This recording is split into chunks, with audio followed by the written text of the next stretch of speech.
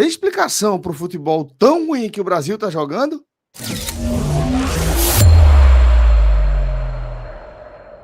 Olá, pessoal! Começando mais um Raio X. Eu sou Celso Shigami, estou aqui com o maestro Cássio Zirpoli e com Fred Figueroa, chegando para mais um programa aqui no Game Arena, onde a gente vai se debruçar sobre as eliminatórias da Copa, mas aqui no nosso estimado Cone Sul. A gente teve a 8ª rodada, Fred, das eliminatórias, com alguns placares surpreendentes, tá? Tivemos aí a vitória da Colômbia por 2-1 sobre a Argentina na reedição da final da Copa América, vencida pela Argentina na prorrogação, dessa vez deu Colômbia. Tivemos também, essa sim surpreendente, a Bolívia levando a altitude na mala e vencendo o Chile por 2-1, fora de casa, tá? Vitória do Equador por 1-0 sobre o Peru, aqui já esperado, 0-0 entre Venezuela e Uruguai. E, por fim, outro resultado bastante surpreendente, a vitória do Paraguai, mesmo jogando no Defensor del Chaco, cansado, mas vencendo o Brasil por 1-0, tá? Jogando dentro de casa, ainda assim, um resultado surpreendente. Eu acho que é isso, né, Fred? A gente pode classificar essa 8ª rodada para além da nossa análise individual, vamos fazer aqui, principalmente sobre a partida do Brasil. A gente pode falar que é uma rodada de resultados surpreendentes, né? Celso, os resultados surpreendentes, de fato, acontecem. O primeiro deles, como você já destacou, a derrota do Chile dentro de casa para uma, até então, seleção que sequer tinha competitividade nas eliminatórias, que era a Bolívia. Venceu a Venezuela na rodada passada, jogando numa altitude acima da de La Paz, né? Foi uma escolha estratégica da Bolívia, indo no limite do limite do limite da regra, tá? E aí desce para o Chile e consegue essa importante vitória. Um jogo que, inclusive, teve uma polêmica muito parecida com a polêmica que a gente teve aqui no Campeonato Brasileiro da Segunda Divisão esse ano, no jogo entre América Mineiro e Santos, né? Quando o goleiro do Santos se machucou e acabou entregando a bola e resultando no gol do América. Houve toda aquela polêmica. Aconteceu a mesma coisa no gol do Chile, tá? Só que muita confusão depois do gol. Porém, na jogada seguinte, o jogo estava 1-0 Bolívia, o Chile empatou dessa forma e na jogada seguinte a gente teve o segundo gol da Bolívia. Então, ainda no período ali da confusão, né, do calor do jogo, pela forma como saiu o gol do Chile, acabou sendo um jogo muito tenso por conta disso, mas que mostra, antes de qualquer outra coisa, o péssimo momento que a seleção chilena atravessa. Então, esse é um resultado extremamente surpreendente, e também a derrota do Brasil entra nessa conta das surpresas pela camisa, pelo histórico, né? O Brasil só tinha perdido 2 vezes em eliminatórias para a seleção paraguaia.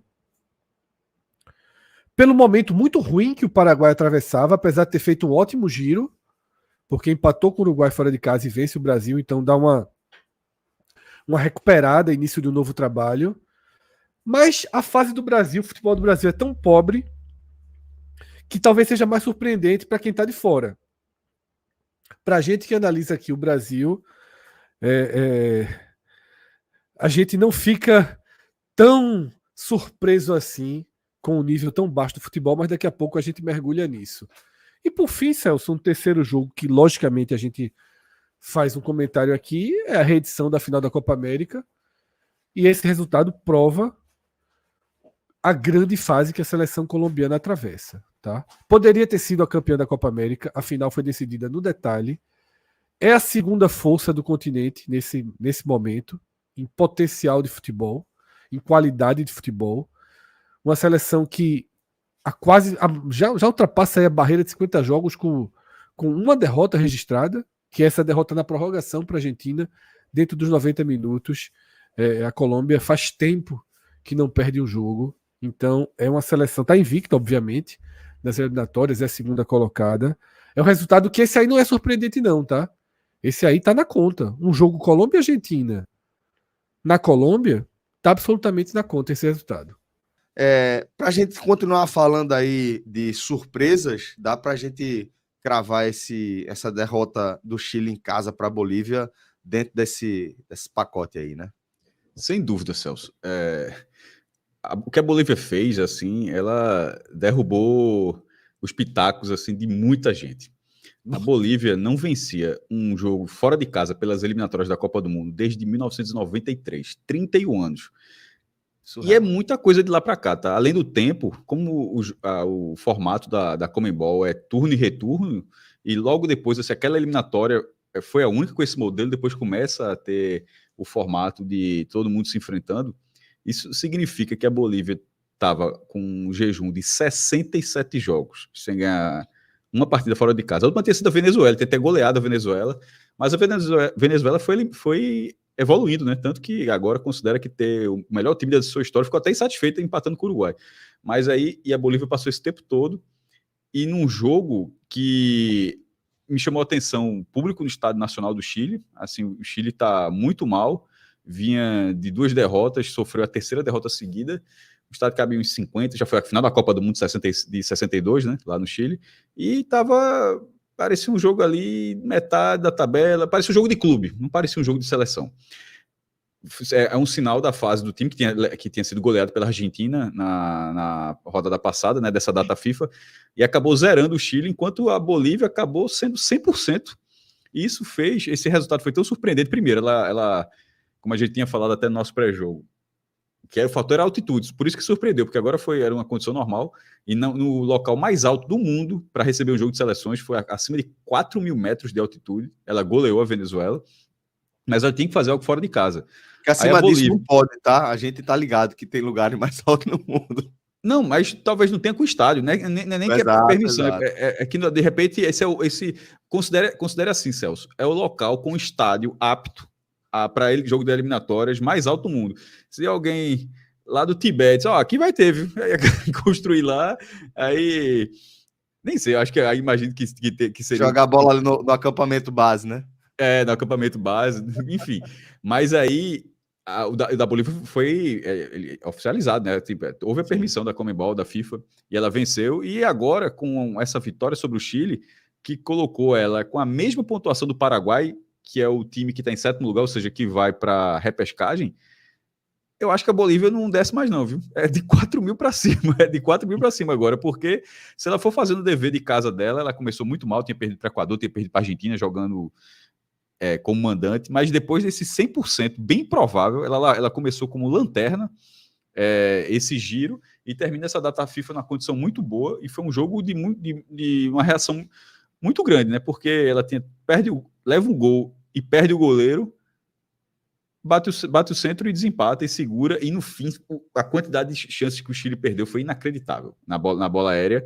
Além das oportunidades que o Chile criou na reta final da partida, ainda teve pedido de pênalti, um bem discutível, mas o VAR não chamou, e outro que o árbitro chegou a assinalar, e esse foi inacreditável. Esse é quando você olha assim, o futebol sem VAR é uma esculhambação, porque o VAR assinala a mão naquilo, tipo 39 do segundo tempo, seria pênalti para o Chile.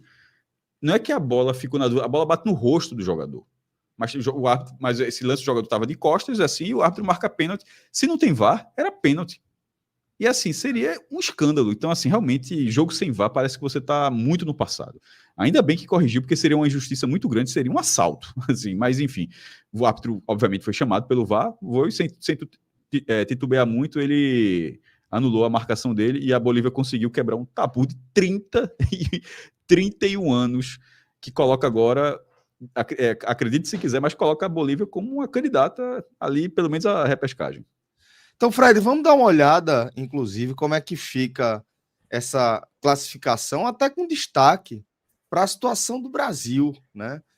A gente tem a Argentina, apesar da derrota para a Colômbia, ela segue na primeira colocação, tá? Com 18 pontos, tem 75% de aproveitamento, e a gente tem aí o Brasil nessa desconfortável 5ª posição, com 10 pontos.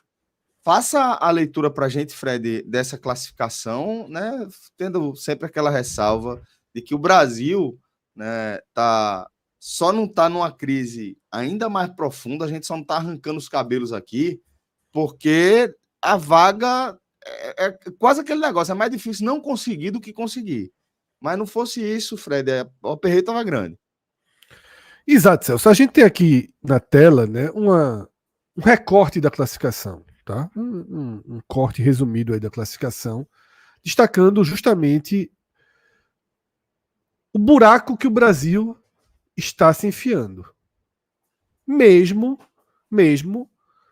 nessa primeira versão das eliminatórias para uma Copa do Mundo, né, ampliada.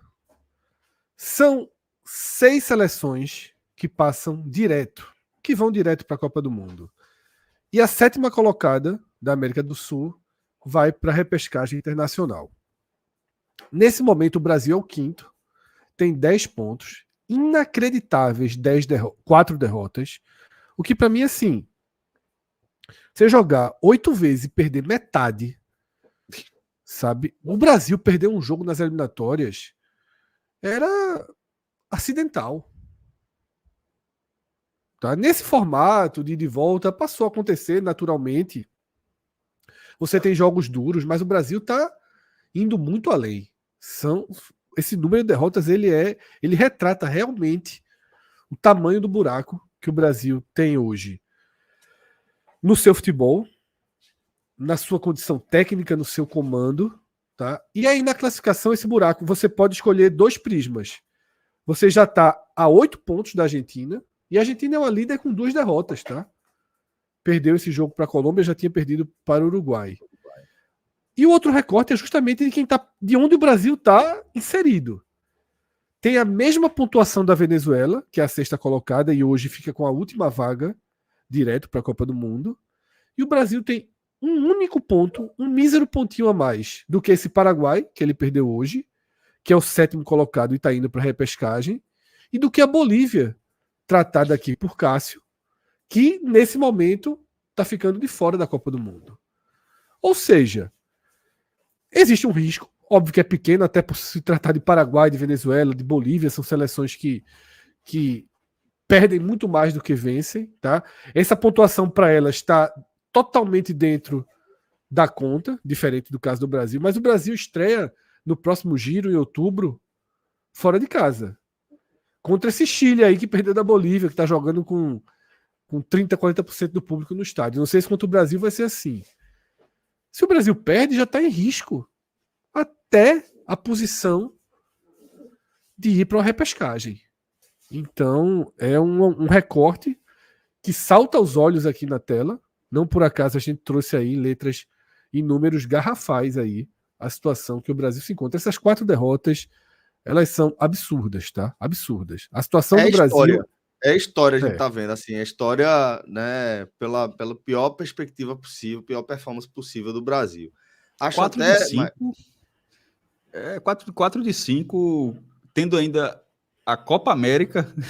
Assim, a única coisa que destoou nesses últimos 2 anos, no período pós-Copa de 22, foi o amistoso com a Espanha e a vitória sobre a Inglaterra. Tirando esses 2 jogos, depois que o Brasil é eliminado pela Croácia, de lá para cá, a seleção brasileira é um fiasco monstruoso. Pois é. Um recorte, assim, terrível do Brasil.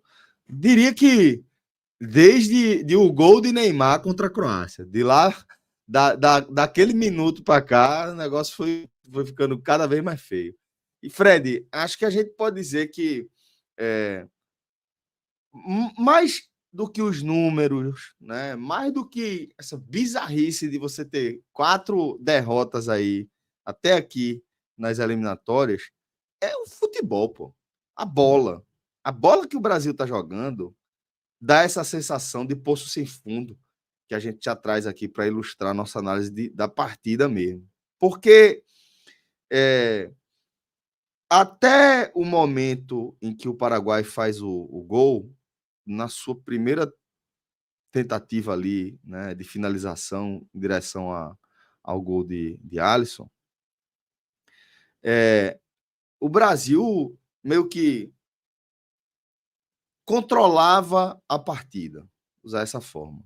Mas, já passando a bola para você, Fred, já ali a sensação de nulidade na evolução do futebol mostrado na rodada passada, nas rodadas anteriores, na Copa América para cá, era zero, né? Saiu o gol do Paraguai, mas a sensação é que, porra, aquela mesma bolinha, você segura a bola ali, mas não faz absolutamente nada, estava até dentro do jogo do Paraguai, comandado pelo técnico da Costa Rica na Copa América, que deu esse mesmo atraso aí para o Brasil, essa dor de cabeça para o Brasil de Dorival. Então, Fred, queria que você fizesse, tá, essa sua análise do jogo para a gente entender quão fundo é esse buraco em que o Brasil está se enfiando agora a partir da nossa perspectiva de jogo mesmo, de bola, de futebol. Celso, é exatamente a partir do ponto que você trouxe aqui na introdução. Termina a Copa América, o Brasil sai sem nenhuma derrota, mas também sem nenhum futebol. O Brasil cai nas quartas de final da Copa América. E para o Brasil ter caído nas quartas de final da Copa América, nessa conta entra um empate contra a Costa Rica, entra não conseguir vencer a Colômbia num jogo em que era muito estratégico para o Brasil vencer a Colômbia, e você tem um jogador a mais do que a seleção uruguaia durante grande parte daquela disputa das quartas de final e não ser efetivamente melhor em campo do que o Uruguai, não criar um alto volume de chances. A única partida da Copa América que destoou positivamente foi quando o Brasil goleou esse próprio Paraguai. Mas mesmo ali já houve um debate. Será que o gol, o fato de faz o gol, destrava o jogo e aí o time consegue jogar? Porque parece que o Brasil é um pouco dependente de tudo dar certo. Só que o futebol não é construído para tudo dar certo. Como você falou, começou a partida, tocava ali, fazia um falso controle, muito parecido com o que a gente viu contra o Equador, só que com o Equador o gol saiu para o lado do Brasil. Mas não houve evolução, basicamente, a partir dali. Hoje sai um belíssimo gol do Paraguai. Golaço. Né? Capacidade técnica do jogador, um golaço. Futebol tem disso. Tá? O jogo vai para um desenho que esse novo Paraguai começa a construir e mostrou isso em Montevidéu, no primeiro jogo do Giro, segurando o Uruguai fora de casa. O Paraguai se fecha bem e o Brasil vai mergulhando gradativamente numa pobreza de construção ofensiva que eu arrisco dizer, Celso, veja só, eu arrisco dizer que se você pegar e colocar naquele mesmo Defensor del Chaco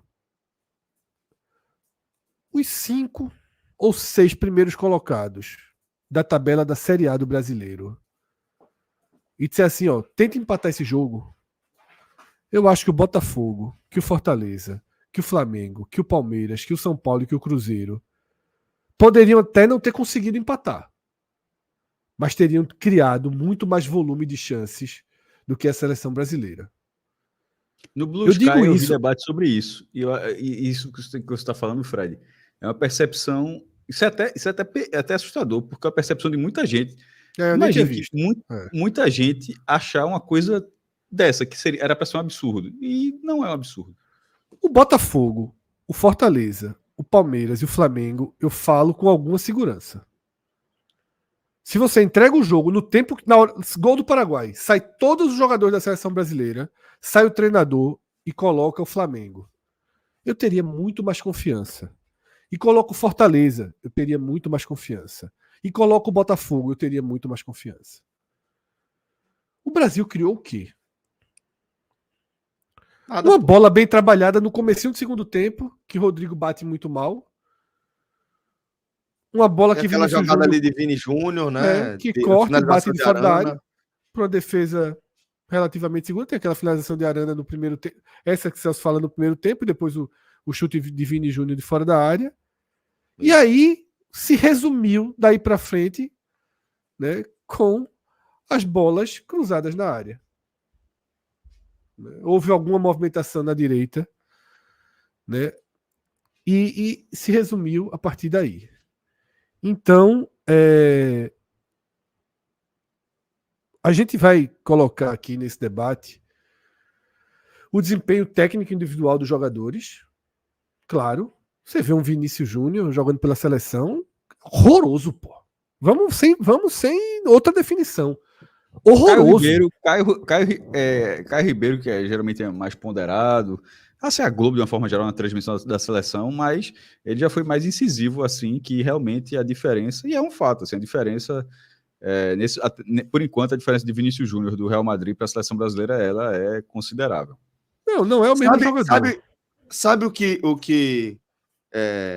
eu considero ainda nessa avaliação, Fred? A necessidade para a função de Vini Júnior e o resto do time tá encaixado, sabe? Ele é um jogador que ele tá ali na ponta, né? Por exemplo, aquela jogada lá de Arana, mas teve outras jogadas que ele consegue dar aquele tapa na frente em cima da linha da lateral, leva um, leva outro. Num time encaixado, num time com o Real Madrid, isso significa obrigatoriamente que a partir do momento que ele deu o tapa e levou o primeiro, quando veio o segundo, alguém apareceu livre perto dele, para ele triangular. Mas, Celso, um jogador candidato ao melhor do mundo, eu acho que é muito confortável, o time está encaixado para ele sobressair. Eu acho que eu concordo, em várias oportunidades, jogadores desse nível, eu acho que o jogador é até o contrário, ele destrava. Esse jogador, geralmente, ele consegue fazer isso. Na verdade, eu espero ainda que aconteça o contrário, que Vinícius Júnior consiga fazer isso na seleção, e não que a seleção encaixe para só ele aparecer. Não, eu concordo que isso seria o ideal, mas o que eu estou dizendo é o seguinte, é que dentro daquele debate até que a gente já teve, temos até um vídeo aqui, né, no Game Arena, falando de Vini Júnior e Neymar, um comparativo logo depois da conquista da Champions pelo Real, com o protagonismo de Vini. A gente chegou a falar sobre como a posição de Vini Júnior dificulta até essa comparação, porque Neymar é um cara que ele vai articular as jogadas ali a partir da criação das jogadas, e Vini Júnior, hoje em dia, eu acho que ele é um cara que a função ele depende mais do resto do time. Eu não estou defendendo o Vini Júnior, eu só estou dizendo que eu não acho que é a partir de Vini Júnior que o Brasil vai se achar. Não acho que vai ser isso. Não, o debate acabou seguindo para Vini Júnior, mas eu só tinha citado o Vini Júnior. Porque eu ia citar que Rodrigo não joga absolutamente nada, que Paquetá não joga absolutamente nada, que Luiz Henrique, que é tão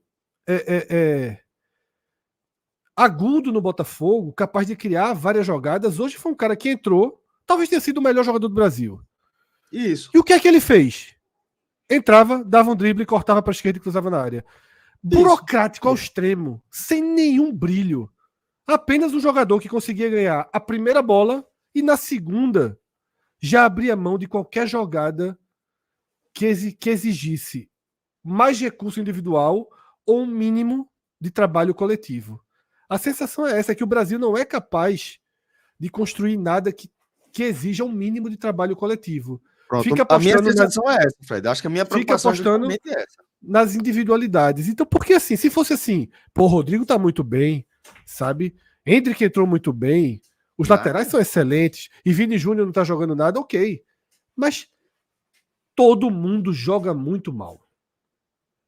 Assim, eu sei que o trabalho de Dorival ele tem que ser feito em períodos curtos, mas o da Copa América foi muito longo.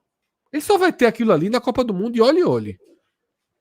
O da Copa América foi muito longo. Mas treinador de seleção trabalha dessa forma. Veja o caso do treinador do Paraguai, que em 2 jogos, tá? Gustavo Alfaro já deu sua cara. E Dorival não deu cara nenhuma à seleção brasileira. Nenhuma. Tá? Como eu falei aqui, não passa por tudo. Mas a gente não pode ficar com a sensação de que um bom time do Campeonato Brasileiro venceria esse Paraguai sem problemas. Pô, o atacante titular do Paraguai joga no Cuiabá, que é o último colocado do Campeonato Brasileiro, pô. O goleiro do Paraguai Gatito, pô. não joga mais no Botafogo. Eu não sei em quantos times da Série A Gatito jogaria. Um goleiro que vem de anos com problemas físicos. É reserva do Botafogo. Tá, é uma seleção de quarta categoria do futebol mundial. O Brasil perdeu, e perdeu sem criar 3 chances claras de gol, pô. Então, tá muito claro o título aí, o poço é sem fundo, tá? É uma atuação horrorosa que não pode ser minimizada, que não pode ser tratada como parte de um processo. Não é parte de um processo jogar tão mal, tá? Eu acho que há um grito de socorro nas partidas que o Brasil vem jogando. Não acho que a CBF vai demitir Dorival.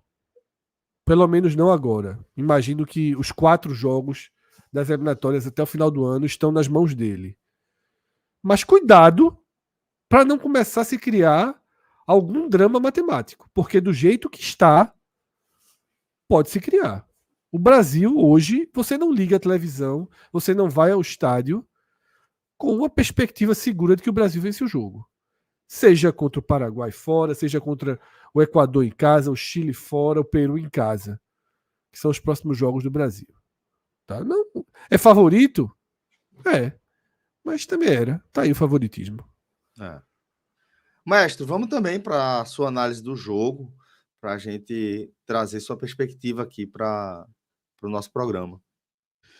Celso, o Brasil começou a partida com o ataque do Real Madrid. A gente tinha colocado no pré-jogo. Não é o ataque titular do Real Madrid, porque no ataque titular do Real Madrid tem Mbappé, mas e Endrick é banco, né? E nesse caso, Endrick foi titular, que não tinha sido nem acionado no jogo passado, e tinha sido o jogador que tinha sido destaque no melhor momento de Dorival, nesse início de trabalho, que foi nos amistosos contra a Inglaterra e contra a Espanha. Ele entra e marca gols nesses jogos, e de repente não estava no banco, e sequer entrou na partida no Couto Pereira, contra o Equador. Aí no jogo seguinte já é titular, jogou metade do jogo, aí depois Dorival vai de João Pedro, depois Luiz Henrique, enfim. O ataque do Real Madrid jogou 45 minutos.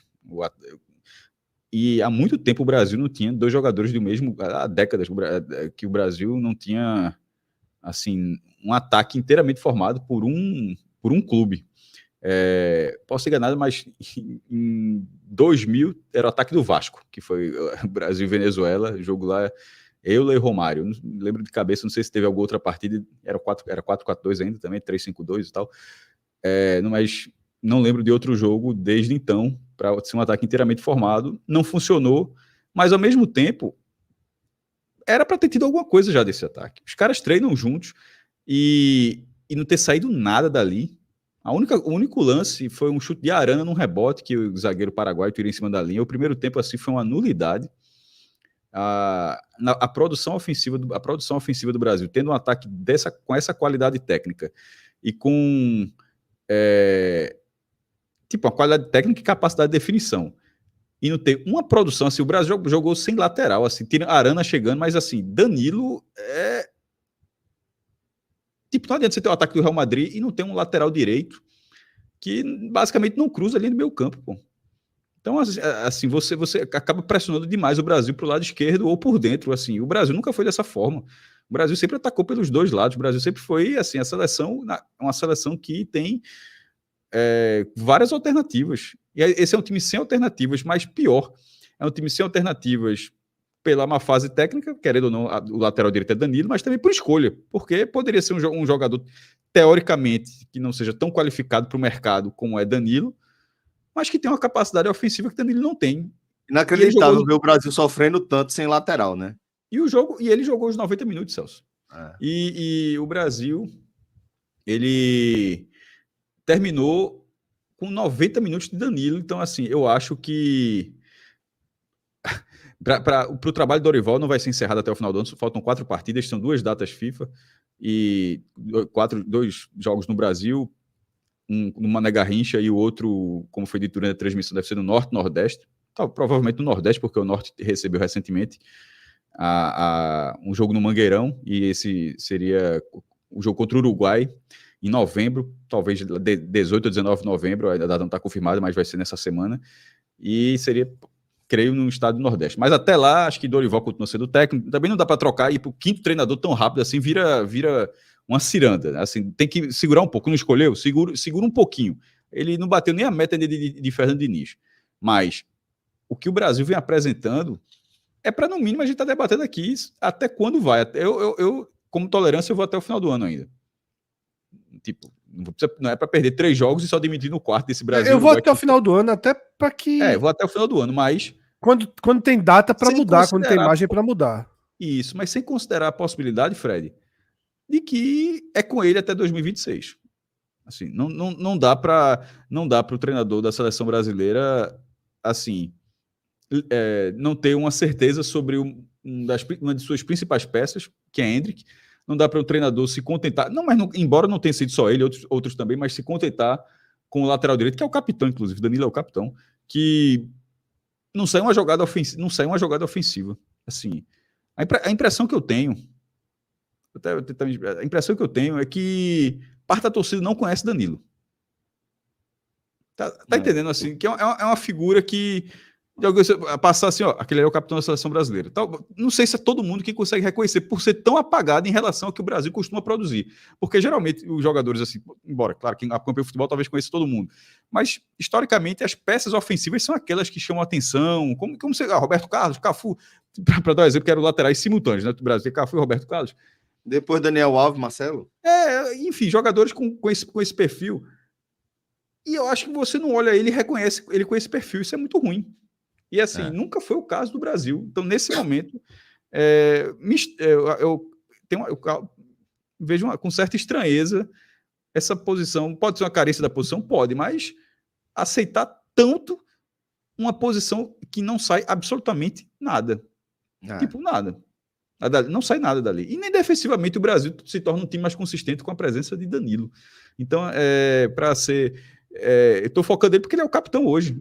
E o capitão já tinha tido uma participação bem questionável na Copa América, inclusive de comportamento, aquela discutindo com a torcida, de futebol, pelo amor de Deus. Aí vai para esses jogos agora e é a mesma coisa. Porque ele é a característica dele. É um zagueiro que faz a lateral defensiva. Ele nunca vai ser isso. O Brasil vai se contentar com isso. Tá se contentando, mas assim, até agora tá voando muito ali do meio para frente para isso. Mas não tá acontecendo e tá faltando peça do meio para frente. Porque geralmente o Brasil sempre teve essa peça. O Brasil simplesmente achou que dá para jogar sem essa peça porque sim. Inclusive eu considero Danilo o símbolo dessa era do futebol brasileiro. Ele para mim é o símbolo maior. Porque você assistir um jogo ou assistir os últimos 7 jogos da seleção brasileira, 6, 7 jogos da seleção brasileira, e entender que o Brasil aceitou que aquele jogador é o lateral direito titular da seleção brasileira, capitão do time, é você aceitar toda a pobreza técnica que a gente tá vendo. Exatamente o que eu estava dizendo. Assim, ele não é o culpado de tudo. Ele não é o culpado de tudo, mas ele é o símbolo maior. Até por ser o capitão, né? Danilo. Nenhum torcedor que assistiu a Copa América, que assistiu esses 2 jogos, quer Danilo no seu time. Nenhum torcedor. Da Série A ou da Série B. Ninguém quer Danilo na sua lateral direita. Mesmo ele errado, porque ele ajudaria. Mas... Claro, ajudaria defensivamente, ele tem suas virtudes. Isso. Mas esse futebol de Danilo, nos 4 jogos da Copa América, nesses 2 jogos, ninguém. Pega ninguém. Porque é um jogador que, seja quando recupera a bola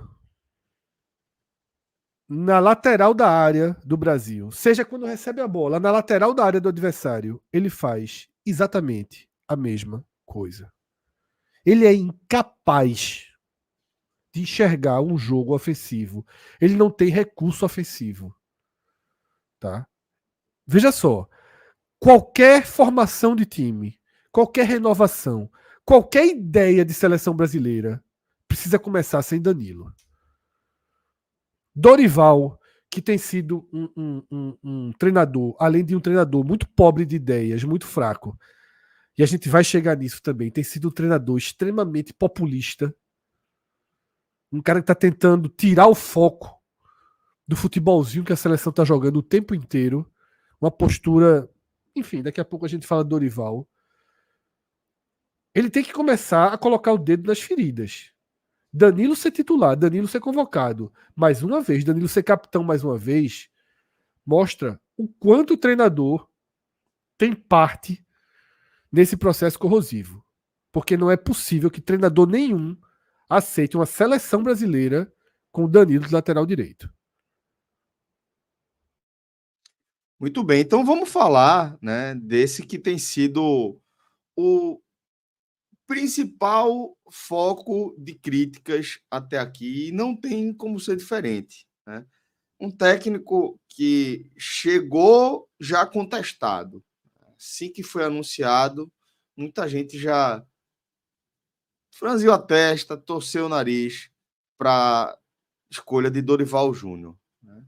É um cara que, de certa forma, a gente aqui no 45 Minutos conhece bem, acompanhamos de perto o início da carreira dele no esporte, ainda em 2006, e que a partir daí a gente sempre manteve o olhar um pouco diferente, como sempre acontece. Teve outras passagens ainda pelo futebol do Nordeste, antes de dar essa guinada que o levou ao comando da seleção brasileira. Mas o fato, Fred, é que é um cara que chegou sem lastro, né?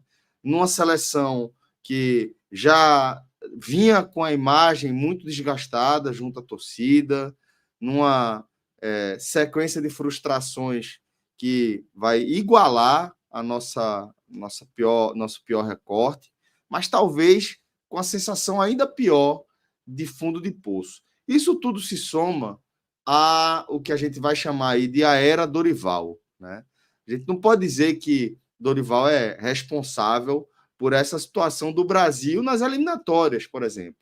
Ele é um cara que assume o time com o trabalho já andando, vai assumir ali para aqueles amistosos que até encheram a gente de esperança, de certa forma, contra a Inglaterra, contra a Espanha, e veio o que a gente conhece, né? E o que a gente vai carimbar aqui como a era Dorival Júnior, que é esse período aí da Copa América para cá, deixando aqueles dois amistosos que realmente ficaram como algo que é fora da curva, e desde então a gente vem nessa sequência de... Quanto mais ele trabalhou, pior foi ficando. Involução, perfeito. De involução. De que Os quanto mais treinadores ele são assim, trabalhou, impressionante, né?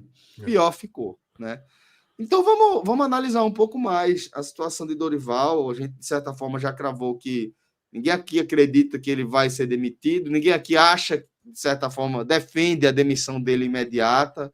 Fred já fala em momento, em timing. Então vamos falar aqui um pouco mais de Dorival, Fred.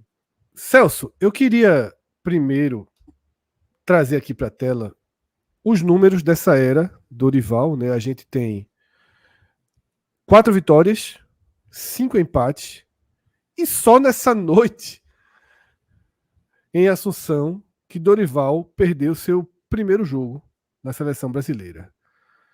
Mas são partidas muito, muito pobres, tá? Porque a gente teve aqueles 2 bons amistosos com Inglaterra e Espanha, mas depois amistosos muito sofríveis com o México e Estados Unidos, uma Copa América que a gente já comentou aqui, e esses 2 jogos terríveis das eliminatórias. Dorival é um péssimo treinador? Não. Dorival tem um histórico interessante no futebol brasileiro, de mediano para bom. É considerado um bom gestor de grupo. Tá? É considerado um bom gestor de grupo. E eu vejo que ele tem apoiado muito esse seu início na seleção brasileira nessa sua especialidade de gestão de grupo. Quando ele segura um Danilo, quando ele faz convocações que sabe que repercutem positivamente para ele, como Luiz Henrique e Estevão agora, ele tem conseguido criar algumas pautas positivas como um frágil tapete em cima de um futebol muito ruim. E, queira ou não, já são 10 jogos de involução, como a gente falou. Nem com Diniz a seleção jogou tão mal quanto está jogando com Dorival. Nem com Fernando Diniz a seleção jogou tão mal. E começa a se questionar algo que é muito preciso quando a gente fala de treinador de seleção brasileira, treinador de seleção como um todo. É um trabalho que tem que ser construído em muitos recortes. É um trabalho de muito feeling. É um trabalho de decisões rápidas, de soluções rápidas. Dunga nunca foi um treinador sequer viável dentro dos clubes do futebol brasileiro. Concorda? Mas Dunga se viabilizou na seleção brasileira. Nessa de grupo, inclusive, também. Mas de futebol, de soluções rápidas. Sim, sem dúvida. De solução. Porque treinador de seleção requer, repito, solução rápida. O que Gustavo Alfaro fez na seleção do Paraguai nessas 2 rodadas foi diagnóstico do problema e solução rápida. Ele trabalhou o Paraguai para empatar os 2 jogos. Para empatar com o Uruguai e empatar com o Brasil. E depois ver. Ganhou um jogo aí no bônus. Tá? E Dorival não consegue encontrar nenhuma solução rápida. Nem na substituição de segundo tempo. Extremamente burocrático. Tá? Extremamente irritado. Eu acho que é um treinador que tem um início muito ruim. E dentro de um país que já questiona tanto os treinadores brasileiros em atividade, dentro de um país em que os trabalhos dos treinadores estrangeiros têm dado mais certo, a gente tem, pelo menos atualmente no Brasil, 2 grandes exemplos, mas tem mais do que isso. Tem o próprio treinador do Botafogo também, mas eu ia citar trabalhos mais duradouros, que é o de Abel no Palmeiras e o de Vojvoda no Fortaleza. A gente passou a conviver com trabalhos duradouros muito mais consistentes do que qualquer coisa que Dorival tenha construído na carreira. Consistência, repetição, solução de problemas, tá? E é muito difícil acreditar, é muito difícil defender, é muito difícil ver lado positivo. Eu não vejo nada, nenhum lado positivo em Dorival. Porque ainda me preocupa um ponto. Para mim é um cara que muito rapidamente vestiu a camisa da CBF. Virou um treinador de interesse da CBF. Muito rápido, muito rápido.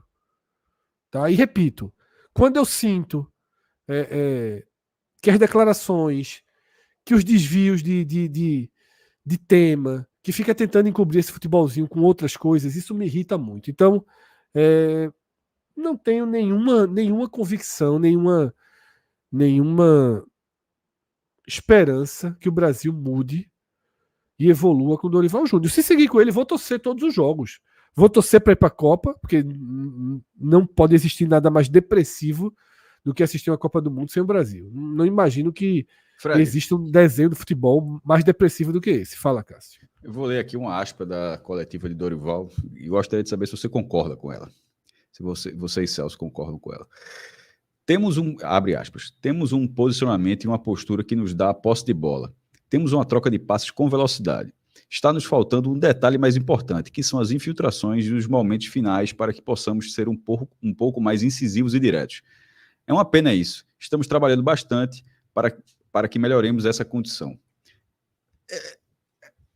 Ele não está tão errado no que falta, não, mas é impressionante como o treinador sempre sabe o que está faltando. Isso aí eu faço. Se me mandar hoje, eu faço o time tocar a bola de lado certo. Assim, de vez em quando. Os jogadores que ele tem, pelo amor de Deus. Mas assim, sabe o que está faltando, mas não consegue encontrar, pelo menos não vem conseguindo encontrar a solução para isso. Então, ele até continua. Temos que trabalhar e entender que precisamos de muito mais para que possamos chegar ao nível que todos queremos. Nós estamos buscando a todo custo. Não é simples, não é fácil, é trabalhoso, mas nós temos que intensificar para que encontremos rapidamente esse caminho. Veja, sobretudo para a continuidade dele mesmo, porque realmente, ainda que o Fred tenha apresentado aqui essa estatística de uma derrota, mas aquela questão no Brasil não é só não perder. Não. Tanto é que ganhou do Equador e o questionamento sobre ele não baixou uma vírgula em relação ao que havia. Porque no Brasil você precisa ser bastante competitivo em termos de resultados, e somado a isso, você precisa geralmente ter boas apresentações também. Então o Brasil, assim, não está conseguindo nem uma coisa nem outra. Cair nas quartas de final da Copa América, uma posição completamente intermediária numa eliminatória tão acessível, uma falta de grande resultado há meses, assim, pô, o jogo da Espanha que chamou a atenção já foi em março. Então, assim, é muita coisa de lá para cá, pô. É impressionante. Fred, inclusive, nessas declarações aí pós-jogo, teve algo que Dorival falou que acaba chamando muita atenção. E essa arte, inclusive, tá condizente, que tá no mundo da lua mesmo. Porque para soltar uma essa promessa aí, podem esperar que estaremos na final da Copa do Mundo. Pode me cobrar. Foi, para contextualizar, para ser bem justo, foi antes do jogo. Perfeito. Foi antes do jogo do Paraguai. Depois do jogo do Paraguai, aí ele teria que mudar, teria que botar em Marte. Mas, só para contextualizar, o jogo foi antes do Paraguai, mas mesmo antes do Paraguai, veja, é o que o torcedor brasileiro espera, é que o Brasil volte a disputar uma final de Copa. A última vez foi em 2002.